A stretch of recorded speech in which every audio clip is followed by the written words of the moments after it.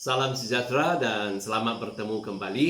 Hari ini saya mau menarik perhatian saya dan kamu kepada satu lagi perkara yang Rasul Paulus kata kita perlu sediakan untuk hari-hari yang akan datang, yang jahat, yang susah dan yang sakit. Di dalam Efesus 6 ayat 17, perkara yang harus disediakan seterusnya ialah penyelamatan, ya, penyelamatan. Satu perkataan yang menarik selalu dipakai dalam kalangan orang Kristian, tapi saya rasa kurang difahami. Dan kalau diperhatikan dari konteks menyediakan diri untuk menghadapi kesusahan, kejahatan yang akan datang pada hari atau bulan atau tahun yang depan, ini ialah satu perkataan yang sangat menarik. Okey, perkataan ini terlebih dahulu membawa pengertian atau pemahaman bahawa kamu akan menghadapi ancaman, bahaya, sesuatu yang akan menyusahkan atau menyakitkan kamu yang sangat berat, yang sangat besar, yang sangat sakit, yang susah untuk kamu seorang diri dengan kekuatan sendiri mengatasinya, menghadapinya. Itu ialah perkara pertama yang terkandung dalam perkataan penyelamatan. Konsep kedua ialah kerana situasi itu sangat bahaya, sangat sukar dan kamu tak boleh atasinya seorang diri, kamu memerlukan penyelamatan atau dalam bahasa Inggris rescue. Kamu perlu orang untuk selamatkan kamu. Kamu perlu sesuatu yang di luar kuasa kamu, di luar badan kamu, di luar diri kamu untuk menolong kamu, untuk membantu kamu, untuk melepaskan kamu, untuk menyelamatkan kamu. Dan yang menarik tentang perkataan penyelamatan ini bukan hanya setakat itu, tetapi selepas kamu diselamatkan, selepas kamu dilepaskan, kamu berpeluang untuk dipulihkan, diperkuatkan semula, disembuhkan, diangkat semula. Dan konsep kedua ialah dan kamu kemudiannya dilindungi, dipastikan bahawa benda yang sama tak berlaku dan tak akan melukai, tak akan mencederakan, tak akan menyakitkan kamu. Jadi saya suka konsep penyelamatan ini sebab konsep ini terlebih dahulu membuat andaian ada kemungkinan bahaya yang akan menimpa, ya, ada kejahatan, ada kesusahan yang di luar kemampuan, di luar kekuatan pribadi kamu. Jadi kalau ada hal seperti ini, minta-minta janganlah, tapi kalau ada hal seperti ini terjadi, ini sudah pun dianggap satu perkara yang besar kemungkinan akan terjadi, ya. Kedua, konsep bahawa kamu memerlukan penyelamat, kamu memerlukan penolong, kamu memerlukan seseorang atau sesuatu di luar badan kamu, di luar diri kamu, di luar kemampuan kamu untuk menolong kamu. Ini bermaksud tak salah dan tak perlu malu untuk mendapatkan bantuan dan memohon bantuan. Dan yang ketiga, jangan hanya mau diselamatkan, mau dilepaskan, mau dibebaskan, tetapi inginkan supaya selepas peristiwa itu kamu disembuhkan, dipulihkan, dikuatkan dan kamu dilindungi lebih kuat lagi supaya hal yang sama kalau berlaku, kamu besar kemungkinan tidak akan perlu mengalami sakit dan susahnya. Okey, siapakah yang boleh menyelamatkan kamu? Apakah yang boleh menyelamatkan kamu? Ini sesuai dengan situasi kamulah, ya. Jadi mulai sekarang berfikirlah, ya, mulai sekarang berfikirlah. Apakah kemungkinan-kemungkinan yang kamu hadapi pada masa depan yang bahaya, yang berat, yang jahat, yang memerlukan bantuan, yang bukan memerlukan bantuan, yang memaksa kamu memerlukan bantuan. Dan mulalah berfikir bagaimana untuk mendapatkan bantuan ini. Inilah yang dimaksudkan menyediakan diri dengan penyelamatan.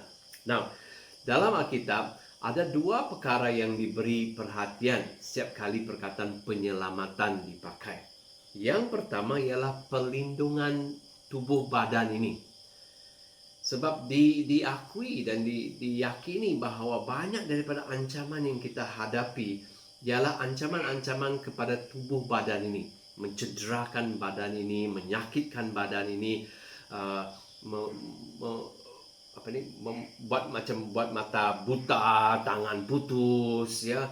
Jadi badan kita, badan fizikal ini memerlukan penyelamatan, memerlukan kita mengambil langkah-langkah yang perlu supaya kalau hal-hal yang terjadi yang membahayakan badan atau yang mencederakan badan, kita boleh dilindungi, diselamatkan, dipulihkan, dibebaskan daripada ancaman atau bahaya itu.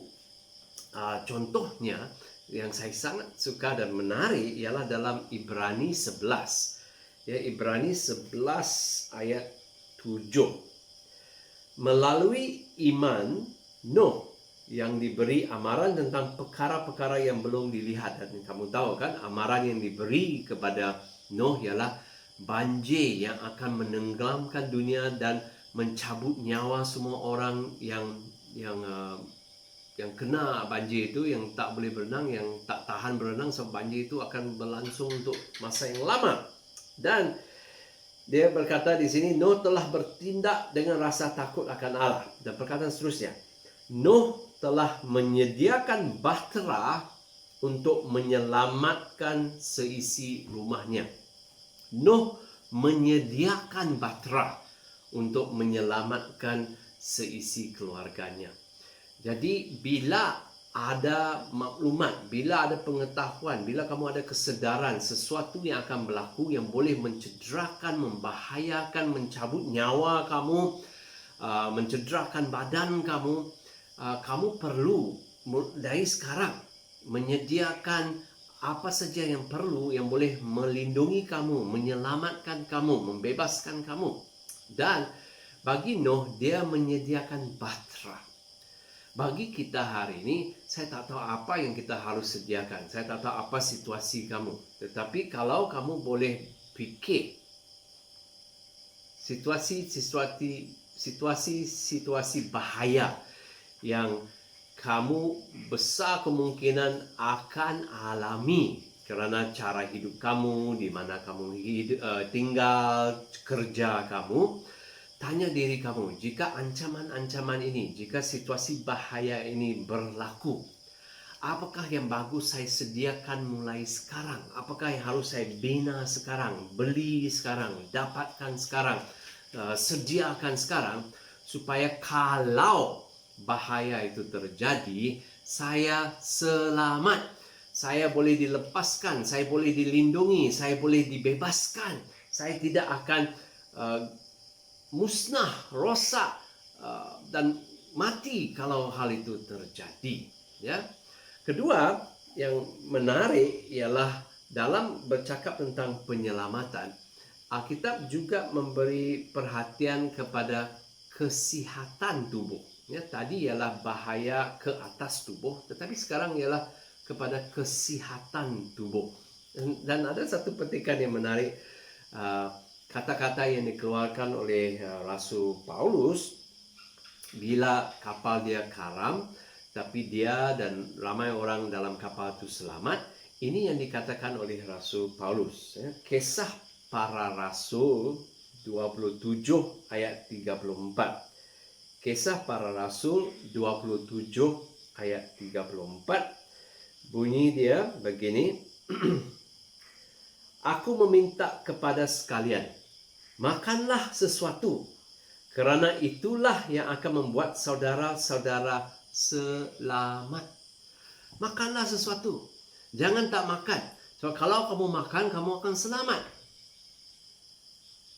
Dan satu cara untuk memastikan badan kamu tidak terancam, tidak dalam keadaan bahaya, tidak rosak, tidak sakit ialah memastikan kamu makan.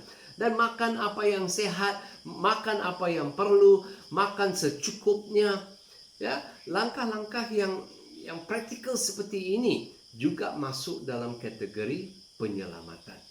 Jadi sebagai kesimpulan, mengetahui bahwa pada hari-hari yang akan datang, jahat, susah, sakit mungkin melanda yang akan mengancam keselamatan tubuh badan, mengancam kesihatan badan kamu, yang akan memudaratkan hidup kamu, dan kalau tak berjaya dibendung, mungkin bawa maut.